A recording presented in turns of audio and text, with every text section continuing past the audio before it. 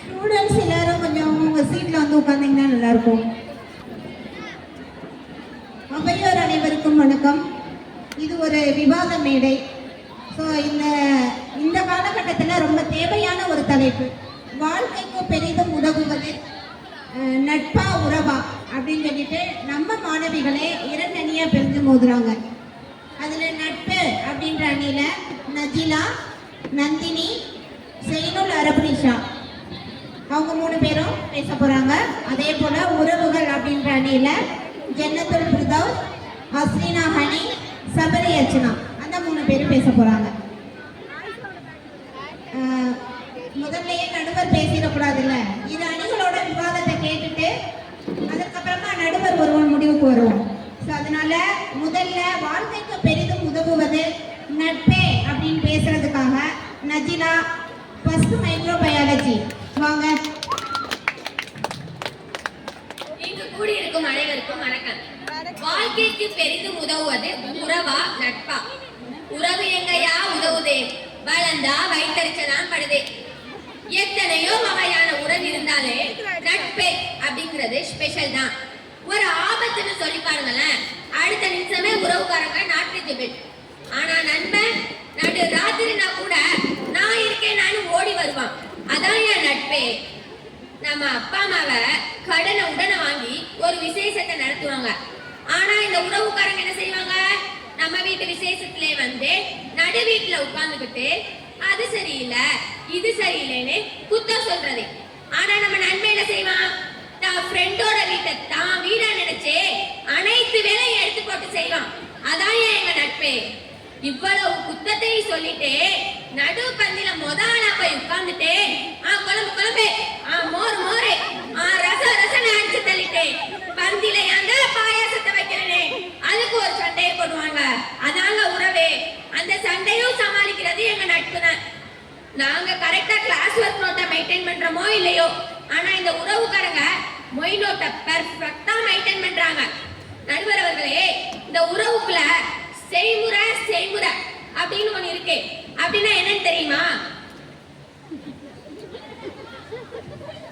வாங்கிட்டு கொடுக்கறதுன்னு நினைக்கிறேன்.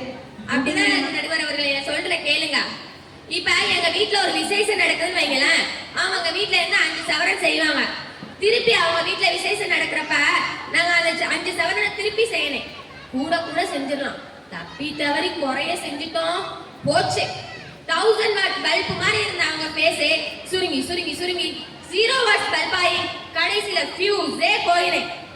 சில பேரண்ட்ஸ் சொல்லுவாங்க, இந்த பாரான் இந்த போறான் பாரு இவன் நல்லவன் இவன் கூட சேரும், அந்த போறான் பாரு 1 நம்பர் ஃப்ராடு அவன் கூட தான் சேராத அப்படின்னு சொல்லுவாங்க. நண்பன்ல ஏதியா நல்லவன் கெட்டவன்? நண்பன்னாலே நல்லவன் தான். எனக்கு முன்னாள் தலைவர் குடியரசுத் தலைவர் ஏபிஜே அப்துல் கலாம் ஐயா கூட தனது உரையை தொடங்குறதுக்கு முன்னாடி என் அருமை நண்பர்கள் என்ன சொல்லுவாரே தவிர என் அருமை பெரியப்பாக்களே என் அருமை சித்தப்பாக்களே அப்படின்னு சொல்ல மாட்டாரு. அவருக்கு கூட தெரிஞ்சிருக்கு நட்பையோட அருமையை பத்தி. எனக்கு அடுத்து பேச வந்திருக்காங்க ஜென்னத்தே உறவுன்னு. உறவே உறவேன்னு சொல்லிக்கிட்டு சொந்தக்காரங்க விசேஷத்துக்கு நான்லாம் போயிட்டு வந்தா அவங்க பெரியம்மாவோ அத்தையோ மாமாவோவா நோட்ஸ் எடுத்து கொடுப்பாங்க. எங்க நண்பன் தானே உதவுவான். இது தெரியாம அங்க போய் உட்கார்ந்துட்டு இருக்காங்க.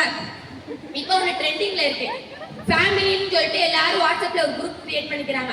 அங்க இருந்து ஒருத்தவங்க அனுப்புறாங்க, என் மாமா 6வது தான் படிக்கிறான், கராத்துல சாம்பியன். அந்த வீட்டுல உள்ளவங்க பாத்துட்டாங்களா, இந்த வீட்டுல உள்ளவங்க அவனுக்கு நல்லா படிக்க தெரியும், ஆட தெரியும், பாட தெரியும், அதை பண்ண விட மாட்டா. நீனே கராத்தையில தான் சாம்பியன் சொல்லிட்டு கராத்தே கிளாஸ் சேர்த்து விட்டு கல்லோடைக்கு விட்டுறாங்க.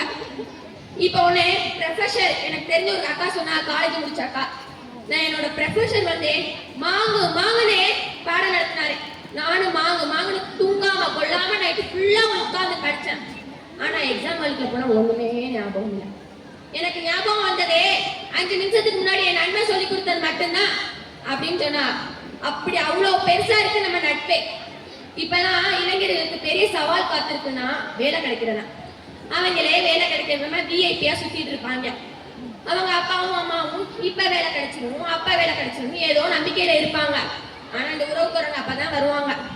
என்னம்மா உன் பையன் அப்ப படிச்சான் இன்னுமா வேலை கிடைக்கல அப்படின்னு பத்த வச்சுட்டு போயிடுவாங்க. இப்ப நல்லா இருந்த அப்பா அம்மாவை சொரிஞ்சு விட்டது யாரே? ரமேஷ், தினேஷ், சுரேஷ் இருந்த பேரை தண்டு சொருந்து மாத்தினது யாரே? உறவு தானே. இதான் உங்க வளர்ச்சியா? உறவே. எங்க நண்பன் வந்து ஒரு வேலை கிடைச்சிச்சுன்னா அதே வேலைய பெரிய கம்பெனியா இருந்தாலே ரெஃபர் பண்ணி வாங்கி கொடுப்பான். வாங்கி கொடுத்துட்டு அந்த வேலையை வாங்கி கொடுத்தது அவன் தானே. அந்த கம்பெனியில உள்ளவங்களுக்கு கூட தெரியாது, அவ்வளவு சீக்கிரட்டா வச்சிருப்பான். ஆனா இந்த உறவுக்காரங்க என்னமா செய்வாங்க? சின்ன வேலையை வாங்கிட்டு சட்டை இவர் தான் ஆனா போட்டிருக்கிறது சட்டை மாப்பிள்ளை இவர் தான் ஆனா இவர் போட்டிருக்க சட்டை என்னது கதையா? இவர் பாக்குற வேலை என்னமோ இவர் தான் ஆனா வாங்கி கொடுத்தது நானே ஊரு ஃபுல்லா பறையடிச்சுவாரு. இதுதான் நம்ம நட்பா உறவா? சொல்லுங்க நீங்கள. அடுத்து நம்ம கேட்டகரி தான். நம்மளே +2 முடிச்சுட்டு அப்பா அம்மா கால்ல கையில விழுந்து காலேஜ் படிக்க பர்மிஷன் வாங்கி வச்சுருக்கோம். அப்பதான் வருவாங்க. என்னம்மா காலம் கெட்டு கிடக்கு, காலங்காலத்துல கரை சேர்த்து விடுறதே அப்படின்னு சொல்லிட்டு இவங்க யாரு நம்மள சொல்ல? அதோட நல்லா இருந்த அப்பா அம்மாவும் கெடுத்துருவாங்க. இதான் இவங்க வளர்ச்சியா? ஒரு பெண்ணோட வளர்றதை தடுக்கிறதா இவங்களோட வளர்ச்சியா? அடுத்து வருஷம் 12th பப்ளிக் ரிசல்ட்னு ஒண்ணு வரேன். வருஷம் ஃபுல்லா வீட்டுக்கு வராத ஒண்ணு விட்ட சித்தப்பா, ஒண்ணு விட்ட பெரியப்பா, அத்தை, மாமானும் எல்லாரும் வீட்டுல வந்து இருப்பாங்க. நம்ம நல்ல மார்க் தான் எடுத்திருப்போம். நம்ம அம்மாவும் நம்மளை பாராட்டிட்டு தான் இருப்பாங்க. திடீர்னு